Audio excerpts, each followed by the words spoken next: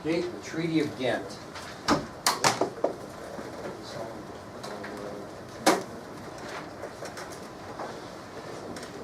Okay, the Treaty of Ghent was actually signed on December 24th, 1814.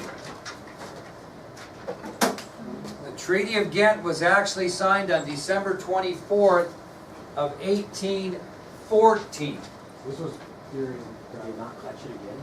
It was 2 weeks before Jackson's victory at New Orleans. So they actually signed the peace treaty 2 weeks prior to the Battle of New Orleans. Now you got to ask yourself why was that? Okay, what was the reason the United States declared war on the British? The two biggest reasons. Let's think back. Land. No, that wasn't the biggest reason, but we were ticked off for two When they things. impressed the 7,000. Absolutely, impressment of 7,000 American soldiers and their violation of freedom of the seas. So that's really why we went to war. The Treaty of Ghent, when it was negotiated, it never stated anything about the two major reasons why we went to war in the first place, which was the seizure of American ships on the high seas, or freedom of the seas, and the impressment of our sailors. But the Treaty of Ghent did accomplish 4 objectives. These are the 4 objectives that the Treaty of Ghent did accomplish.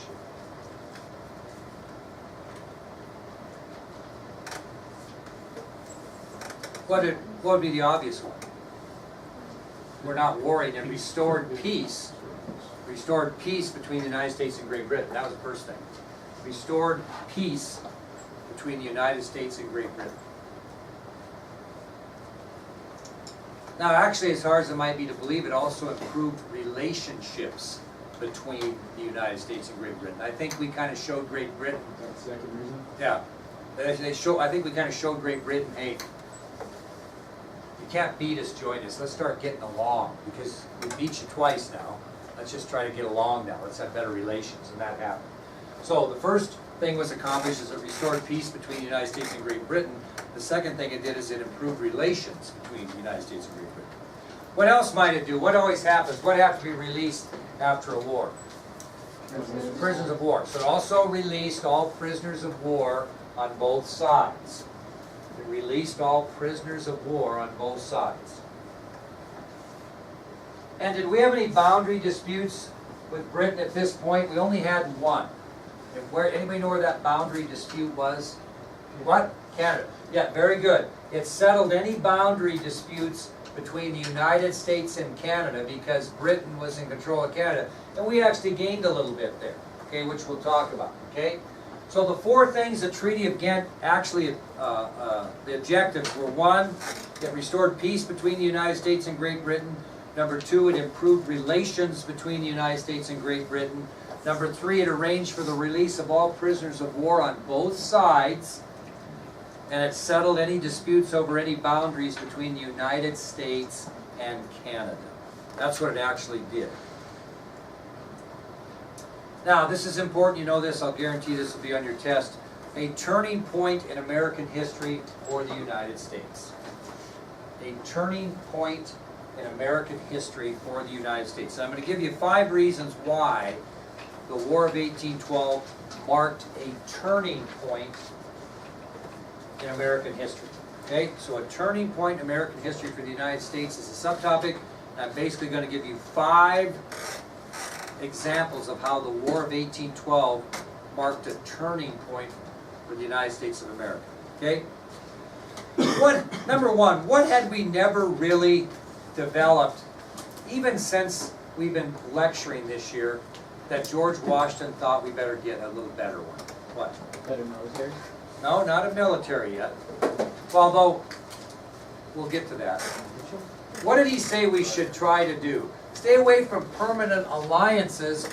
He said that, right? But that didn't mean we shouldn't develop a good foreign policy. Okay? So, the one reason why the War of 1812 is such a turning point in American history is after the War of 1812, we finally developed a foreign policy.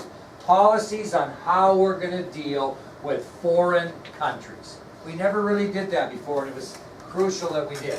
So the first reason why the War of 1812 marked a turning point in American history is after the War of 1812, we finally developed a foreign policy. Now, the second reason why it was a turning point is after the War of 1812, we became more independent of all of Europe. Not just Great Britain, but all of Europe. We began to stand on our own 2 feet better. We became more independent of all of Europe.